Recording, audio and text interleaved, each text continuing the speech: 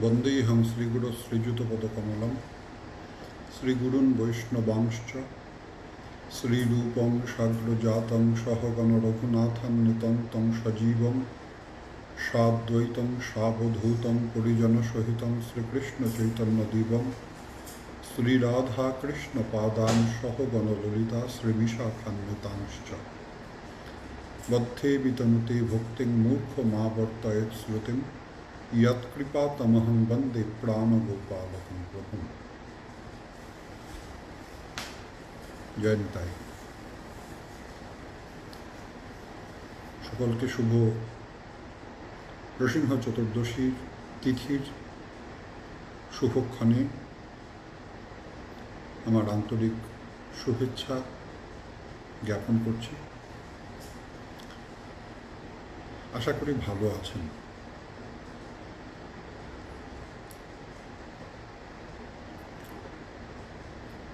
বৈষ্ণববৃন্দের জন্য আজকের এই দিনটা অত্যন্ত গুরুত্বপূর্ণ।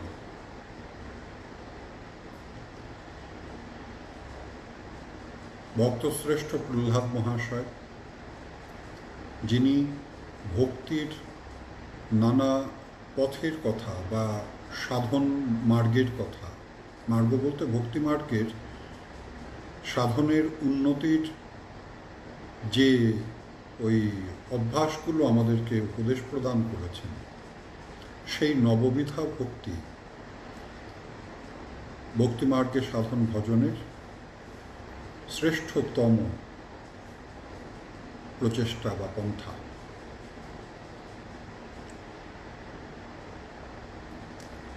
আমরা অনেক বৈষ্ণব বা ভক্তবৃন্দ বা ভগবান শ্রীকৃষ্ণ বা তাঁর অবতারবৃন্দের লীলা পার্শ্বদের আমরা সন্ধান জানতে পেরেছি শাস্ত্রের থেকে।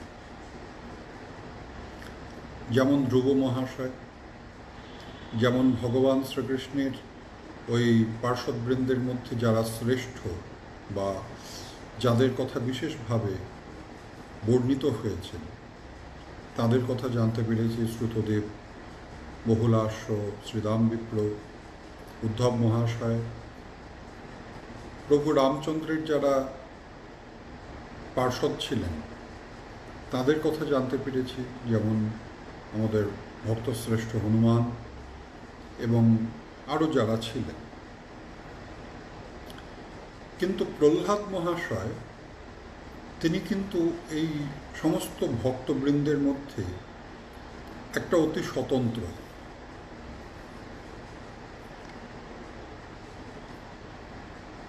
আমরা সচরাচর আমাদের যেটা করতে হয় সেটা হচ্ছে এই ভক্তবৃন্দের যে জীবনালেখ্য ইত্যাদি দেখে যারা অনুসারী তাদের বুঝে নিতে হয় যে ভক্তের কর্তব্য কী। এটা সর্বত্র পরিদৃষ্ট। কিন্তু মনোজগতে বা সাধন জগতে তারা কিভাবে তাদের সাধনের পরিপাটি করে এই ভগবৎ সান্নিধ্য পর্যন্ত উপনীত হলেন, এই বিষয়টা কিন্তু কেউ তেমনভাবে নিজ মুখে প্রকাশ করেননি। কিন্তু এই স্থানেতেই আমাদের প্রহ্লাদ মহাশয় অনন্য।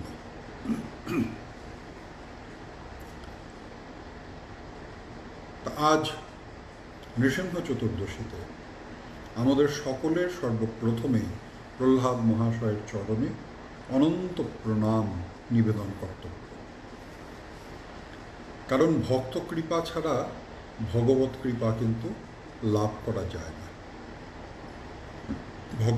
ভক্তগণ কৃপা করেন, তাঁদের কৃপার দ্বারা ওই ভক্তিপথের সাধন পথের যত প্রতিবন্ধকতা আছে সেই প্রতিবন্ধকতা ধীরে ধীরে অপসৃত হতে আরম্ভ করে এবং এই করতে করতে একটা সময়ে ওই ভজন পথের প্রকৃত যে রস, সেই রসের অনুভূতি ঘটে, রসের প্রাপ্তি ঘটে এবং ওই আসক্তি যে পর্যায়টা, সেই আসক্তি প্রাপ্তি ঘটে। তা সুতরাং নৃসিংহদেবের কৃপা, আমাদের নৃসিংহদেবের বিশেষ মাহাত্ম্যে বলা হয়েছে যে নৃসিংহদেবের করুণাতে ভক্তিপথের ভজনপথের সমস্ত প্রকারের যে প্রতিবন্ধকতা, সেই প্রতিবন্ধকতা বিদূরিত হয়। তা সেই নৃসিংহদেবের ওই কৃপা পেতে গেলে সর্বাগ্রে আমাদের তার যে আশ্রয়, ভক্তির যে আশ্রয়, সেই আশ্রয় প্রহ্লাদ মহাশয়ের চরণে সর্বপ্রথমে আমাদের নিজেদের সমর্পণ করা কর্তব্য।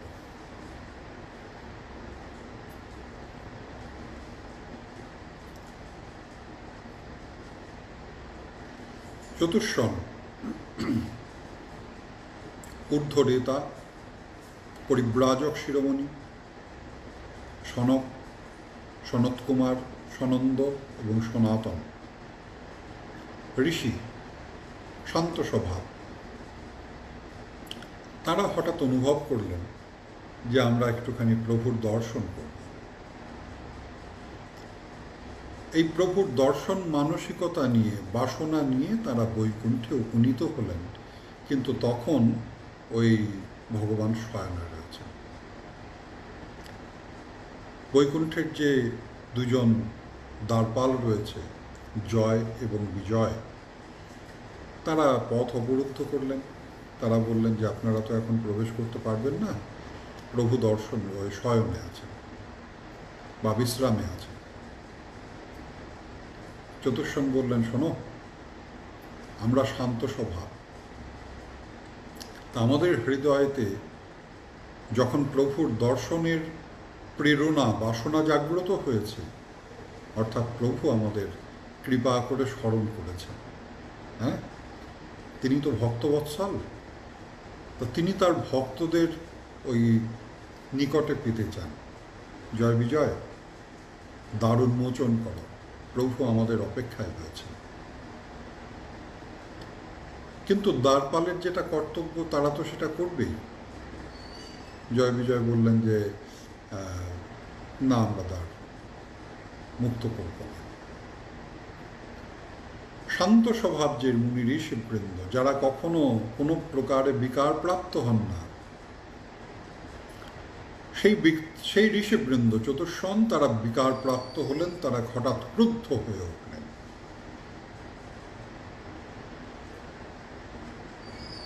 ক্রুদ্ধ হয়ে অভিসম্পাদ প্রদান করলেন। ও, বুঝতে পেরেছি, বৈকুণ্ঠের সেবা করে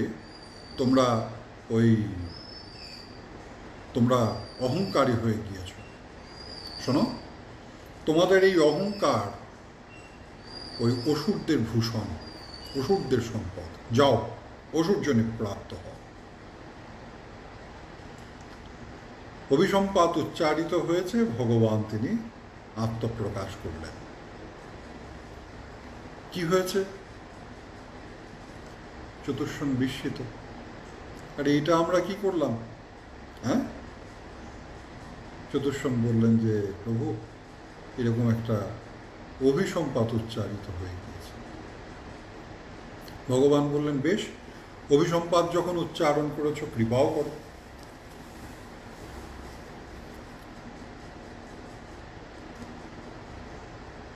তা এটা পুরাণান্তরে পাওয়া যায়।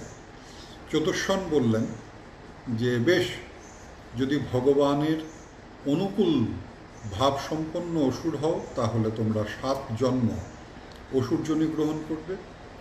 আর যদি ভগবানের বৈরী আচরণ করো, তাহলে তোমরা 3 জন্ম অসুরজনী গ্রহণ করবে। তোমরা বেছে নাও। জয় বিজয় বললেন, 3 জন্ম। আমরা 3 জন্ম, আমরা বৈরী ভাব গ্রহণ করলাম। এখন কথাটা হচ্ছে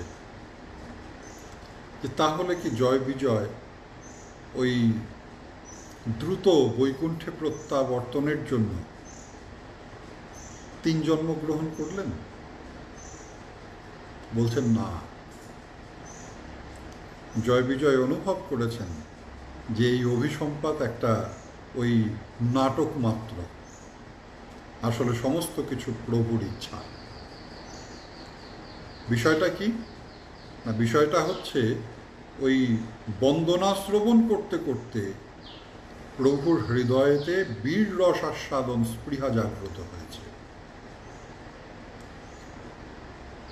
যেমন কেউ মিষ্টি ভালোবাসে, তাকে যদি মিষ্টি খাওয়ানো হয়, মিষ্টি খেয়ে যাচ্ছে খেয়ে যাচ্ছে খেয়ে যাচ্ছে, একটু পরে মুখটা একটু মিষ্টির প্রতি একটুখানি যেন কেমন হয়ে যায়। তখন কি দরকার না, আরও যদি মিষ্টি আস্বাদন করতে হয় তখন প্রয়োজন একটু নোনতা স্বাদ। তখন আবার একটু নোনতা খেয়ে ওই রসনার আবার যদি ওই স্বাদ গ্রহণের যে সামর্থ্য বা স্বাদ গ্রহণের যে ধারাবাহিকতা, সেটাকে যদি একটুখানি বিচ্ছিন্ন করে দেওয়া যায়, আবার একটুখানি নোনতা খেলে আবার মিষ্টি খেতে ভালো লাগবে, মিষ্টি তখন আবার চাহিদা সৃষ্টি হবে। এখানে ঠিক সেই রকম এই বন্দনা আস্বাদন করতে করতে প্রভুর হৃদয়েতে বীর রস আস্বাদন স্পৃহা জাগ্রত হয়েছে। ওই যে ভগবান বলেছেন না গীতাতে, যে ভজন্তি তু যেমান ভক্তিয়া মইতে তেষু চাপ্যহম। আবার শ্রীমদ্ ভাগবতে ভগবান বলেছেন যে সাধব হৃদয়ং মচ্ছং সাধুনাং হৃদয়ং স্তহং মদন্নত্তে ন জানন্তি না হন্তে ব্রহ্মনার। তা ঠিক সেই রকম ওই হৃদয়ের আদান প্রদান হয়ে যায়, ভক্তের সঙ্গে ভগবানের হৃদয়ের আদান প্রদান হয়ে যায়। তখন কি হয় না, তখন ভগবান কি চাইছেন, প্রভু কি চাইছেন, সেটা ভক্ত অনুভব করে। আর প্রভুর চাহিদা পূরণ একমাত্র ভক্তের দ্বারাই সম্ভব, অন্য কারো দ্বারা সম্ভব নয়। কারণ এই জগৎ চরাচর তাঁর সৃষ্টি। জগতে যা কিছু আছে সমস্ত কিছু তাঁর দ্বারা সৃষ্ট, তাঁর দ্বারা পরিচালিত। একমাত্র ভক্তবৃন্দ ভগবানের হৃদয়ের যে চাহিদা আছে, যে মনোবাঞ্ছা আছে, তিনি পূর্ণকাম, তিনি আত্মারাম হলেও ক্ষণবিশেষে তিনি যখন ওই কোনো ইচ্ছা পোষণ করেন, সেটা পূরণ করতে পারে একমাত্র ভক্তবৃন্দ। জয় বিজয় মনে মনে স্থির করলেন ঠাকুর, এই মানে তোমার এই হ্যাঁ, তোমার এমনই ওই অভিনয়, এমনই নাটক সৃষ্টি, বেশ এমন তোমার মনোবাঞ্ছা পূর্ণ করব। হ্যাঁ, তোমার তখন যুদ্ধ করে তৃপ্তি হবে। হ্যাঁ, যে একটা যোদ্ধার সাথে যুদ্ধ করেছি, বীরের সাথে যুদ্ধ করেছি। কারণ প্রকৃত যে বীর, সে তো ওই যুদ্ধ করবার জন্য একজন বীরকে আকাঙ্ক্ষা করবে, সে দুর্বলের সাথে যুদ্ধ করবে না। এই জয় বিজয়ের প্রথম মর্তলোকে আবির্ভাব, দিতির পুত্রস্বরূপে হিরণ্যক্ষ এবং হিরণ্যকশিপু।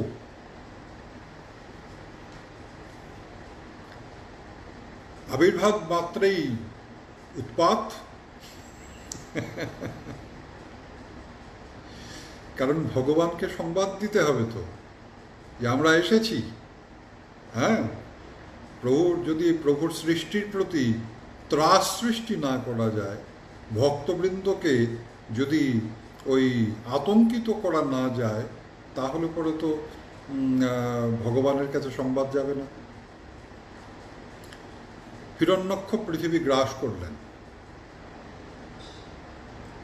ভগবান বরাহ স্বরূপে হিরণ্যক্ষকে সংহার করলেন। হিরণ্যকশিপু আরো রুষ্ট হয়ে উঠলেন। তিনি তো ক্রূর ছিলেনই, অসুর স্বভাব সম্পন্ন, কিন্তু তার ভাবের আরো প্রচণ্ড উদ্দীপন হল। এত বড় স্পর্ধা!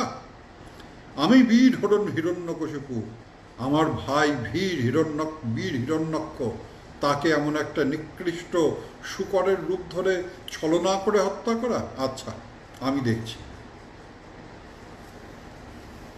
হিরণ্যকশিপু গেলেন সাধনা করতে, কঠোর সাধনা। যে সে সাধনা তো নয়,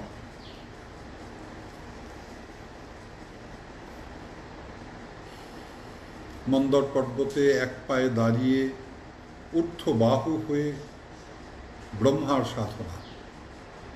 ওম নমো ভগবতে ব্রহ্মণে নমঃ। সংবাদ পেলেন দেববৃন্দ, তারা আতঙ্কিত হলেন, কারণ অসুরদের সাধনা বড় মারাত্মক। এদের এদের যেমন প্রতাপ আছে, তেমনি তারা কষ্ট সহিষ্ণু।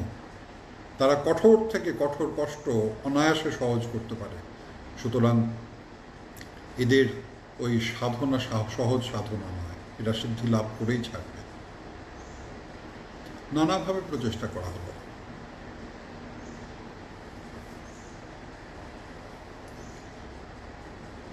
কিন্তু কোনোভাবেই হিরণ্যকশিপুর সাধনা ভঙ্গ করা গেল না। ধীরে ধীরে কীটে হিরণ্যকশিপুর শরীর থেকে মাংস, রক্ত ইত্যাদি খেতে আরম্ভ করল। হিরণ্যকশিপুর সাধনা বিচ্যুত হল না। ধীরে ধীরে অস্থিমাত্র বেঁচে আছে। তপস্যার তেজে হিরণ্যকশিপু তিনি তার সাধনা চালিয়ে যাচ্ছেন, তিনি জীবিত রয়েছেন। চতুর্দিকে সর্বন, নলখাগড়ার বন হয়ে গেল। একটা সময় ব্রহ্মা আর থাকতে পারলেন না, এসে উপস্থিত হলেন হিরণ্যকশিপুকে ওই বরদান করবার জন্য। অক্ষয় কমণ্ডল জলের দ্বারা হিরণ্যকশিপুকে নবকলেবর দান করলেন। দণ্ডবত প্রণাম করে হিরণ্যকশিপু বলল, ঠাকুর এসেছ? এই অধম দাসকে দর্শন দিতে এসেছ? ব্রহ্মা বললেন, তোমার সাধনা পূর্ণ হয়েছে, আমি তোমার সাধনায় তৃপ্ত হয়েছে, বলো কি চাও? হিরণ্যকশিপু বলল, ঠাকুর, দেবতাদের সাথে যুদ্ধে আর আমরা পেরে উঠছি না। আর ওই শ্রীহরি, দেবতারা যখনই বিপদে পড়ে শ্রীহরির শরণাপন্ন হয়, আর শ্রীহরির কৃপাতে তারা বিপন্মুক্ত হয়ে যায়। তা ঠাকুর, আমাকে অমর করে দাও, আমি দেবতাদের পরাজিত করে স্বর্গের সিংহাসনে উপবিষ্ট হতে চাই। ব্রহ্মা বললেন, অমর তো করতে পারবো না,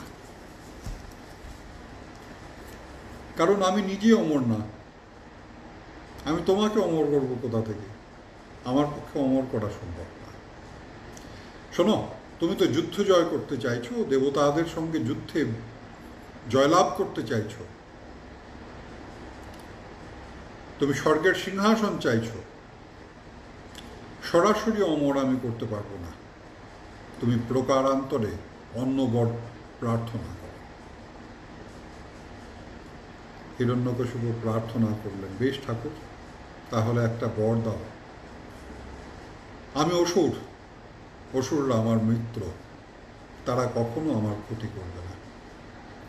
বরদান করো, মানুষ, দেবতা, পশু আমাকে হত্যা করতে পারবে না। ব্রহ্মা বললেন, বেশ, তাই হবে। শোনো ঠাকুর, বরদান করো, দিনে বা রাত্রে আমার মৃত্যু হবে না। ভগবান বললেন, বেশ, তথাস্তু। বরদান করো, জলে, স্থলে, অন্তরিক্ষে আমার মৃত্যু হবে না। ভগবান ব্রহ্মা বললেন, বেশ, তথাস্তু, তাই হবে। এইভাবে যখন বর লাভ করল, বরপ্রাপ্তি সমাপ্ত হল, হিরণ্যকশিপু সে বিচার করে দেখল, তাহলে তো আর তার মৃত্যুর কোনো সম্ভাবনা নেই। হ্যাঁ, শত্রু নাই, তার যারা শত্রু, মানুষ, তারপর পশু, দেবতা, তারা তাকে হত্যা করতে পারবে না, শত্রু বিনষ্ট হলো। জলে, স্থলে, অন্তরিক্ষে মৃত্যুর জন্য একটা জায়গা দরকার, তো তা জলে, স্থলে, অন্তরিক্ষে তার মৃত্যু হবে না। তা সুতরাং মৃত্যুর স্থান নির্মূল হলো। আর মৃত্যুর তো সময় লাগে, দিনে বা রাত্রে মৃত্যু হবে না। যাই হোক, হিরণ্যকশিপু সন্তুষ্ট, বললেন বেশ ঠাকুর, প্রণাম গ্রহণ করো, আমি সন্তুষ্ট। দেবতাদের সাথে যুদ্ধ হলো, তারা পরাজিত হলেন। স্বর্গের সিংহাসনে বসেই হিরণ্যকশিপু তাঁর কাজ আরম্ভ করে দিলেন। চতুর্দিকে আতঙ্ক। মর্তধামে যাও, যত প্রকারের দেবতা আছে তাদের সাধনা স্তব্ধ করো, এখন থেকে আমার আরাধনা হবে। সাধক বৃন্দকে বন্দী করো। চতুর্দিকে যখন এমন একটা অবস্থা, তার ঘরে চলছে হরি আরাধনা। হিরণ্যকশিপু যখন ওই সাধনা করতে গিয়েছিলেন, তখন তার পত্নী কয়াধু তিনি গর্ভবতী ছিলেন। একদিন যখন ইন্দ্র ওই এবং দেববৃন্দ কয়াধুকে অপহরণ করছিলেন, যে তাকে হত্যা করবেন, তার গর্ভস্থ সন্তানকে হত্যা করবেন, তখন ওই দেবর্ষি নারদ তাদের বাধা দেন। বাধা দিয়ে বলেন, শোনো, এর গর্ভস্থ সন্তানের কৃপাতেই তোমরা এই হিরণ্যকশিপুর প্রতাপ থেকে মুক্তি লাভ করবে। নিয়ে কয়াধিকে বলেন, শোনো মা, এই দেবতাদের কোনো নিশ্চয়তা নেই, এরা আবার তোমাকে আক্রমণ করতে পারে, চলো তুমি আমার আশ্রমে থাকবে। তোমার স্বামী যতদিন ওই প্রত্যাবর্তন না করছেন, তুমি নিশ্চিন্তে থাকো, আমার আশ্রমে কেউ তোমার ক্ষতি সাধন করতে পারবে না। মূল লক্ষ্য হচ্ছে গর্ভস্থ সন্তানকে প্রস্তুত করা। গর্ভস্থ প্রহ্লাদকে উপদেশ প্রদান করলেন, বৎস, আমি জানি তুমি ওই ভক্ত অংশে তুমি আবির্ভূত হচ্ছ, অসুর কুল প্রাপ্ত হয়েছ বটে, কিন্তু তোমার মধ্যে ভক্তি ভাবের জাগরণ হবে। এখন থেকে হরি আরাধনা আরম্ভ করো। সেই মাতৃগর্ভে ওই প্রহ্লাদ আরম্ভ করলেন হরি আরাধনা। হিরণ্যকশিপু প্রত্যাবর্তন করলেন। কয়াধু তাঁর শিশু সন্তানকে নিয়ে প্রাসাদে প্রত্যাবর্তন করলেন। চতুর্দিকে প্রতাপ, কিন্তু তার ঘরের মধ্যে ওই প্রহ্লাদ মহাশয় শ্রীহরি আরাধনা করছেন। দিবারাত্র নয়ন জলে ভেসে ভেসে হরিনাম, নয়ন জলে ভেসে ভেসে হরিনাম করছেন, ধুলায় গড়াগড়ি দিচ্ছেন। হরি বিরহে কাতর অবস্থা।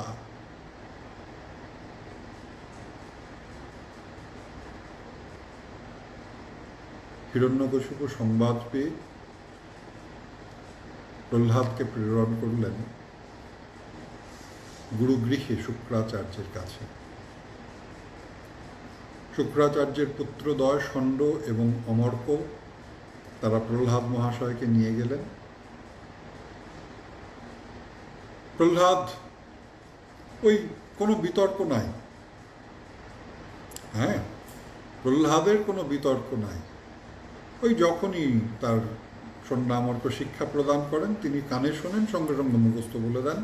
ষণ্ডামর্ক তার আনন্দের আর শেষ নাই, এত বুদ্ধিমান আর দেখি না। সংবাদ পেয়ে হিরণ্যকশিপু বললেন, প্রহ্লাদকে নিয়ে এসো। একদা সুরাট পুত্র মঙ্কমারপ্য পাণ্ডব প্রপচ্ছ কথ্যতাং বৎস মন্যতে সাধু জল্পবান। বৎস প্রহ্লাদ, তোমার গুরুদেবরা তো খুব প্রশংসা করছে, আচ্ছা বলো তো, তোমার কাছে কোনটা শ্রেষ্ঠ মনে হয়, তোমার যেটা সাধু মনে হয়? প্রহ্লাদ মহাশয় বললেন, তৎসাধু মন্যে সুরবর্য দেহি নাম সদা সমুদ্বিগ্ন দিয়াম সদ্গ্রহাত হিত্বাত্মপাতম গৃহমন্থ কূপম বনঙ্গত যদ্ধরি মহাশ্রয়ত। পিতা, শোনো, তুমি অহংকারের বশবর্তী হয়ে তুমি বড় দুঃখে পড়ে আছো। সদা সমুদ্বিগ্ন ধিয়া অসদ্গ্রহাত, অসত্য চিন্তার বশবর্তী হয়ে, অনিত্য চিন্তার বশবর্তী হয়ে দেহদৈহিক চিন্তার বশবর্তী হয়ে, মোহগ্রস্ত হয়ে, তামসিক প্রভাবে প্রভাবিত হয়ে তুমি বড় অশান্তিতে আছো। তুমি স্বর্গের সিংহাসন চেয়েছিলে, পেয়েছ।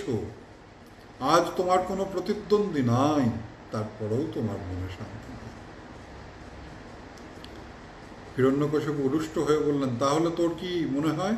হিত্বাত্মপাতম গৃহমন্ধকূপম, সেই গৃহ এই মুহূর্তে ত্যাগ করা উচিত যে গৃহ অন্ধকূপ সদৃশ, যেটা আত্মিক পতনের মূল হয়ে যায়, এমন যে গৃহ তাকে এই মুহূর্তে ত্যাগ করা উচিত।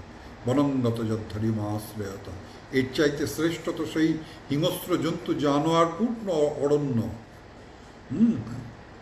যে গৃহে হরিনাম নাই, যে গৃহে সাধুবৃন্দের বৈষ্ণববৃন্দের পদধূলি নাই, যে গৃহে বৈষ্ণববৃন্দের সেবা নাই, হরি আরাধনা নাই, তার চাইতে অন্ধকার জায়গা আর জগতে নাই। শোনো পিতা, এর চাইতে শ্রেষ্ঠ কি জানো? ওই যে হিংস্র জন্তু জানোয়ার যারা যে কোনো মুহূর্তে হত্যা করতে পারে, তাদের পরিপূর্ণ সেই অরণ্য বরং এর চাইতে শ্রেষ্ঠ, যদি সেই অরণ্যে গিয়ে শ্রী হরিচরণ আশ্রয় করা যায়। দুষ্ট হিরণ্যকশিপু তিনি নির্দেশ দিলেন, নির্যাতন করো। গুরুগৃহে গিয়ে আবার নির্যাতন আরম্ভ করল, আবার ডাক করল। কয়াধু প্রহ্লাদকে সুন্দর করে সাজিয়ে গুছিয়ে দিলেন, যাতে সুন্দর পুত্র সন্তানকে দেখে স্নেহ সৃষ্টি হয়। হলেও বটে। প্রহ্লাদ প্রণাম করলেন, হিরণ্যকশিপু আশীর্বাদ প্রদান করলেন, তারপর জিজ্ঞাসা করলেন যে তোমার গুরুদেবের কাছে যেটা শিখেছ তার শ্রেষ্ঠটা বর্ণনা করো তো। প্রহ্লাদ মহাশয় নির্ভীক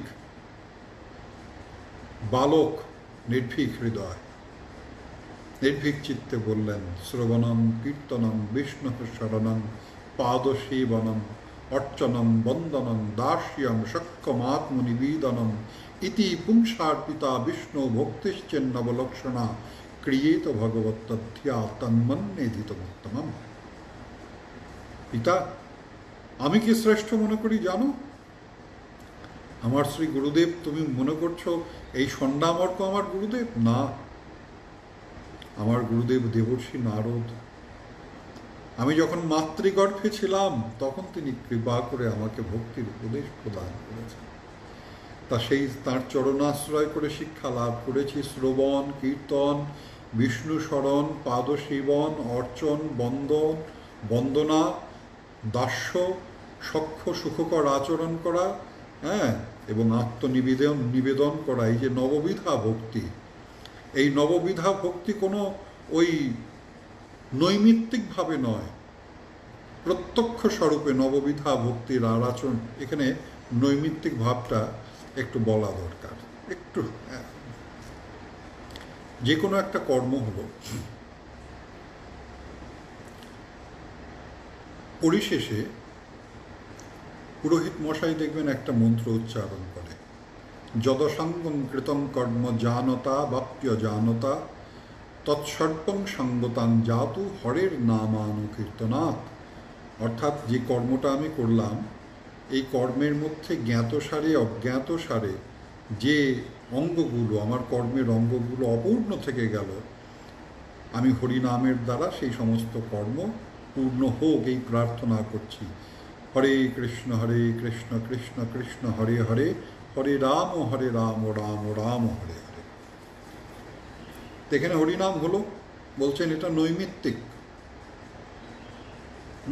ক্রিয়েত ভগবত্তধ্যা, বলছেন এই নৈমিত্তিকভাবে নয়, শুধুমাত্র তার প্রীতি সাধনের জন্য, শুধু তাকে ভালোবাসার জন্য, তাকে তাঁর সেবা করার জন্য সেবা করতে হবে। তন্মন্যেধিতমুত্তমম, আমার কাছে এটাই উত্তম। হিরণ্যকশিপু আরো রুষ্ট হলেন, নানাভাবে প্রহ্লাদকে সংহার করার চেষ্টা করলেন, কোনো কাজ হলো না। প্রহ্লাদ মহাশয়কে আবার গুরুগৃহে পাঠানো হলো। প্রহ্লাদ মহাশয় বললেন যে বাবা, মনে মনে চিন্তা করলেন যে পিতা, এতকাল একা একা করছিলাম, তোমার ভালো লাগলো না, এবার দেখো ওই গুরুগৃহে আমি হরিসভা বসিয়ে ছাড়ব। ভজতি ভজয়তি চ ভক্ত, যে ভক্ত সে শুধু নিজের চিন্তা তো করে না, সে জগতের চিন্তা করে।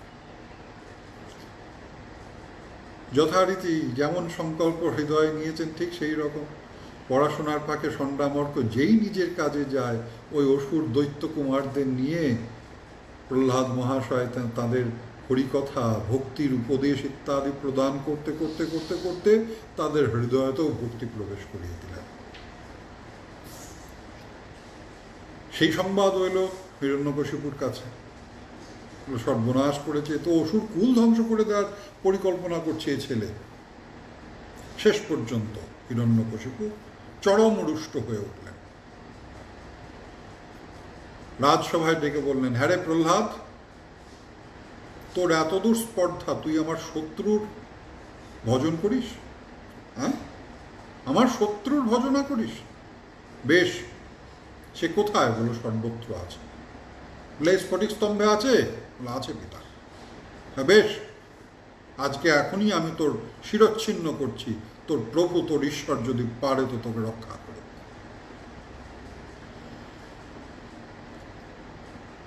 হিরণ্যকশিপু যেই তরবারি নিয়ে অগ্রসর হয়েছেন, সেই স্ফটিক স্তম্ভ বিদীর্ণ করে তীব্র গর্জন করতে করতে এক অপূর্ব অদ্ভুত শরীর নিয়ে শ্রীহরির আবির্ভাব করলেন। হ্যাঁ, কেশবধৃত নরহরি রূপ, অর্ধেকটা মানুষের মতো অর্ধেকটা সিংহের মতো, যে স্বরূপ দর্শন করে দেববৃন্দ পর্যন্ত বিস্মিত, ব্রহ্মা পর্যন্ত বিস্মিত, লক্ষ্মী দেবী বিস্মিত। দিনে নয় রাত্রে নয়, ওই জানুদেশে হাঁটুর উপরে নিয়ে, কোনো অস্ত্রে শস্ত্রে নয়, নখ দিয়ে, হ্যাঁ, ওই সন্ধ্যাকালে হিরণ্যকশিপুকে সংহার করলেন আমাদের নৃসিংহদেব। সব দিক রক্ষা হলো। পশু বলা যাবে না, মানুষ বলা যাবে না, দেবতা বলা যাবে না, কারণ ঈশ্বর ঈশ্বর, দেবতা দেবতা। একটা প্রশ্ন আমার কাছে এসেছে, আমি পরে উত্তর দেব। ঈশ্বর, ভগবান আর দেবতার মধ্যে ফারাক কি? একটা প্রশ্ন এসেছে, আমি পরে উত্তর প্রদান করব। দেবতা বলা যাবে না, দিনে নয় রাত্রে নয় সন্ধ্যাকালে, জলে নয় স্থলে নয় অন্তরিক্ষে নয়, হাঁটুর উপরে জানুদেশে নিয়ে ব্রহ্মার বরকে রক্ষা করে ওই হিরণ্যকশিপুকে সংহার করলেন নৃসিংহদেব।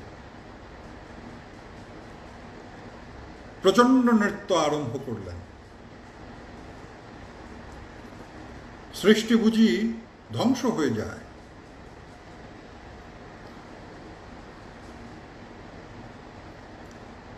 ব্রহ্মা থেকে আরম্ভ করে দেববৃন্দ দূর থেকে বন্দনা করতে আরম্ভ করলেন। কেউ প্রভুর সম্মুখে যাওয়ার সাহস পাচ্ছে না। শেষে ব্রহ্মা বললেন যে, শোনো, যার প্রার্থনায়, যাকে রক্ষা করার জন্য প্রভু আবির্ভূত হয়েছেন, তাকে প্রেরণ করতে হবে। বৎস প্রহ্লাদ, যাও, তুমি গিয়ে তোমার প্রভুর ক্রোধ প্রশমন করো। প্রহ্লাদ মহাশয় গিয়ে প্রণাম করলেন। দর্শন করা মাত্র নৃসিংহদেব তিনি প্রহ্লাদের শিরে করার্পণ করলেন। করার্পণ করে তাকে কৃপা করলেন। প্রহ্লাদ মহাশয় তত্ত্বজ্ঞান লাভ করলেন। তার মহিমা বর্ণনা করতে আরম্ভ করলেন। বর্ণনা করতে করতে বললেন, প্রভু, জগতে এখানে অনেকগুলো বর্ণনার শ্লোক আছে। আমি এই শ্লোকটা বিশেষভাবে বেছে নেওয়ার কারণ, বদ্ধজীবের এই তত্ত্বটা খুব গ্রহণযোগ্য হবে, সহজ। বলছেন, বালস্য নিহেয় শরণং পিতরৌ নৃসিংহ নাট্যস্য চাগদ মুদন্নতি মজ্জতনৌ তত্ত্বস্য তৎপ্রতির বিধির্ষ ইহাঞ্জ শ্রেষ্ঠ স্তাবৎ বিভো তনুভূতান তদুপেক্ষিতানাম।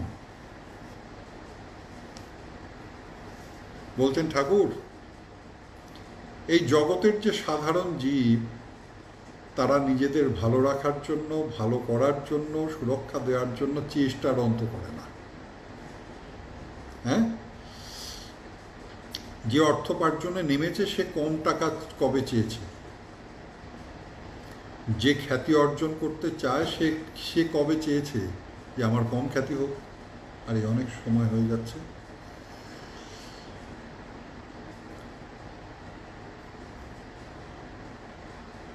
বলছেন যে সাধারণ মানুষ সে যতই চেষ্টা করুক, তোমার কৃপা যদি প্রাপ্তি না থাকে, কৃপার প্রাপ্তি না থাকলে কিন্তু কোনো চেষ্টা কোনো কাজে দেবে না। এখানে নৃসিংহদেব তিনটে উদাহরণ দিলেন। বালস্য নিহ শরণং পিতরৌ, বলবান পিতা সন্তানকে পূর্ণ সুরক্ষা প্রদান করে, তারপরেও তো কোনো সন্তানের মৃত্যু ঘটে। এমন কি কোনো পিতা আছে যে ওই যিনি তার সন্তানকে স্নেহ করেন, সুরক্ষা প্রদান করছেন, তার মৃত্যুতে সহযোগিতা করছেন? বলে রাখি, তার্কিক হবেন না, প্রহ্লাদ মহাশয়ের উদাহরণ টানবেন না। জগতের সাধারণ জীবের কথা হচ্ছে। হ্যাঁ, বলছেন যে পিতা শত চেষ্টা করলেও সব পিতাই তার সন্তানকে সুরক্ষা দিতে চায়।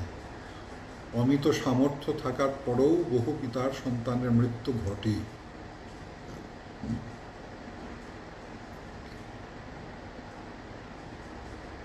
চাগত মুদন্নতি মজ্জত নৌ। ঠাকুর, নৌকায় যে চড়েছে সে কোনোদিন ডুবতে চায় না। চায় কেউ? যে নৌকা চড়ে নদী পার হচ্ছে সে কি চায় আমি ডুবে মরে যাই? তাহলে তো ঝাঁপ দিয়ে আত্মহত্যা করবে। তারপরেও নৌকা ডুবি হয়। হ্যাঁ, তা সুতরাং হে ঠাকুর, ওই জাগতিক যত যত চেষ্টা আছে সমস্ত চেষ্টা নস্যাৎ হয়ে যাবে যদি তোমার কৃপা প্রাপ্তি না থাকে। আর যদি কৃপা থাকে তাহলে তোমার কৃপাতে সমস্ত চেষ্টার থেকে সে মুক্তি লাভ করবে। সুতরাং ওই তোমার চরণে মন প্রাণ সমর্পণ করাই প্রতিটা জীবের কর্তব্য। এই বর্ণনা করে করে যখন বর্ণনা পরিসমাপ্ত করলেন, স্নেহ ভরে নৃসিংহদেব প্রহ্লাদকে তাঁর কুলে তুলে নিয়ে পশুরা যেমনভাবে চেটে চেটে তার সন্তানকে ওই আদর করে, ঠিক তেমনভাবে আদর করতে আরম্ভ করলেন। এই প্রথম জগতের জীব দর্শন করল। ঐশ্বর্যের প্রভু এসে তার ভক্তের প্রতি এত স্নেহ প্রদর্শন করলেন। তিনি যে বিশ্বপিতা, হ্যাঁ, তিনি বিশ্বপিতা, তা তাঁর এই জগৎবাসী, তাঁর যে ভক্তবৃন্দ, এই ভক্ততুল্য সন্তানকে যে সত্যিই পিতৃস্নেহ, ওই মাতৃস্নেহ প্রদান করেন, স্নেহ প্রদান করেন। ইতিপূর্বে কি তিনি ঐশ্বর্যের প্রভু, তিনি প্রভু হয়ে থাকবেন, প্রণাম প্রণাম হবে, দূর দূর থেকে ওই ভালো ভালো কথা হবে, তারপর আশীর্বাদ করে তিনি নিজ ধামে যাত্রা করবেন। কিন্তু এই প্রথম রসিকবৃন্দ বললেন, বাহ, এই প্রথম দর্শন করলাম যে ভগবৎ স্বরূপ এরকম তার ভক্তের প্রতি স্নেহ প্রকাশ করেছেন।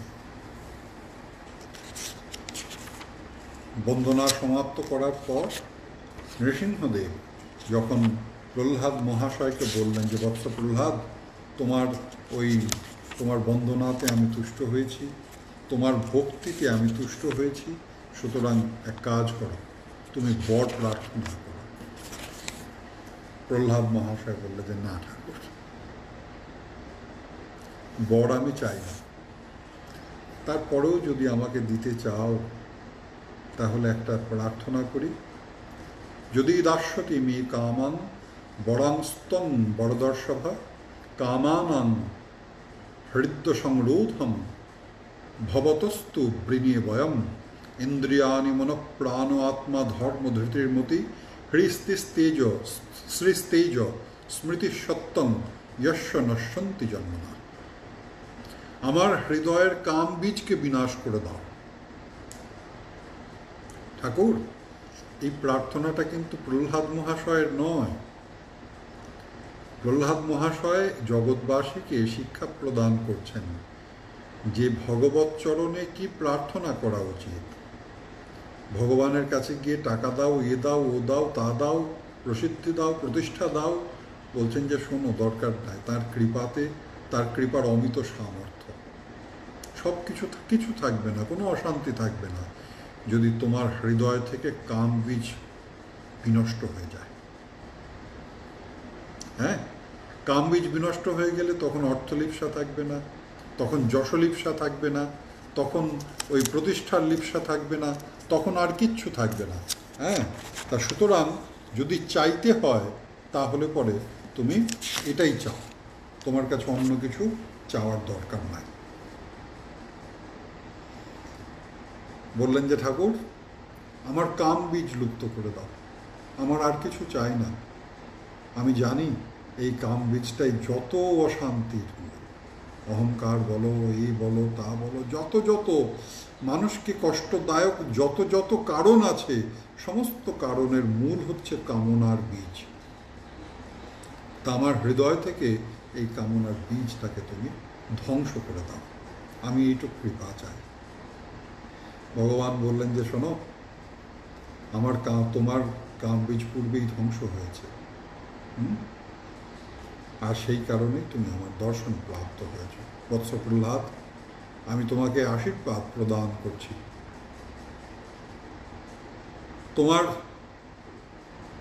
তোমার আবির্ভাবে, তোমার মতো বৈষ্ণবের আবির্ভাবে তোমার 21 প্রজন্ম, 21 পুরুষ মুক্তি লাভ করবে। এটা জানবেন, যদি একজন প্রকৃত বৈষ্ণব কুলে জন্মগ্রহণ করে তাহলে পূর্ববর্তী 21 পুরুষ, ত্রিসপ্ততি 21 পুরুষ মুক্ত হয়ে যায়। হ্যাঁ, তা সুতরাং বৈষ্ণববৃন্দের এত সামর্থ্য, এমন অমিত কৃপা। আমাদের সময় বেশি নাই, কারণ এরপরে ইংরেজি কথা, তারপরে আবার অভিষেক আরম্ভ হবে। আর একটি প্রার্থনা করলেন যে ঠাকুর, আমার পিতা তোমার তত্ত্ব না জেনে অনেক তোমার নিন্দা করেছে, কৃপা করো ঠাকুর, আমার পিতা যেন সমস্ত পাপের থেকে মুক্তি লাভ করে। এখানেই বৈষ্ণব বৃন্দের মহত্ব। যে পিতা প্রতিনিয়ত এত নির্যাতন, এত হত্যার প্রচেষ্টা, এত কিছু করেছেন, সেই পিতা যাতে পরলোকে গিয়ে পাপ মুক্ত অবস্থায় থাকেন, ভগবান বললেন কোনো চিন্তা করো না, আমি যেই মুহূর্তে সে আমার কাছে ওই তিরস্কার রূপ পুরস্কার পেয়েছে। ভগবানের হাতে মৃত্যুবরণ করা, এটা একটা শ্রেষ্ঠ প্রাপ্তি। হ্যাঁ, তা সুতরাং যেই মুহূর্তে তোমার পিতা আমার স্পর্শ লাভ করেছে, তখনই সে সমস্ত ওই অঘের থেকে, তার থেকে মুক্তি লাভ করেছে। তুমি নিশ্চিন্তে থাকো। বৎস, যাও, তুমি এখন গিয়ে বিদাচার প্রতিপালন করে শ্রাদ্ধ আদি করো। এখানেও একটু বলার ছিল, অনেক বৈষ্ণব বলে বৈষ্ণবের শ্রাদ্ধ লাগে না, কিন্তু নৃসিংহদেব নিজ মুখে নির্দেশ দিচ্ছেন তার শ্রেষ্ঠ ভক্ত প্রহ্লাদকে তার পিতৃ শ্রাদ্ধ করবার জন্য।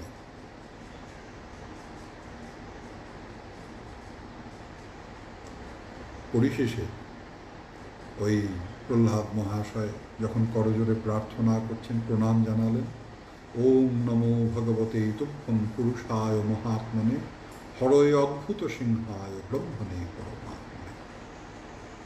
তোমার এই অদ্ভুত স্বরূপকে আমি অনন্ত প্রণাম জ্ঞাপন করছি। সুধী শ্রোতৃমণ্ডলী, যারাই দর্শন করছেন তাদের সকলকে বলি, আমরা গৌড়ীয় বৈষ্ণবরা দেখি শ্রীবাস অঙ্গনে শ্রীবাস পণ্ডিত তিনি নৃসিংহার্চন করছেন, তার সম্মুখে আমার গৌর সুন্দর কীর্তনে নৃত্য করছেন।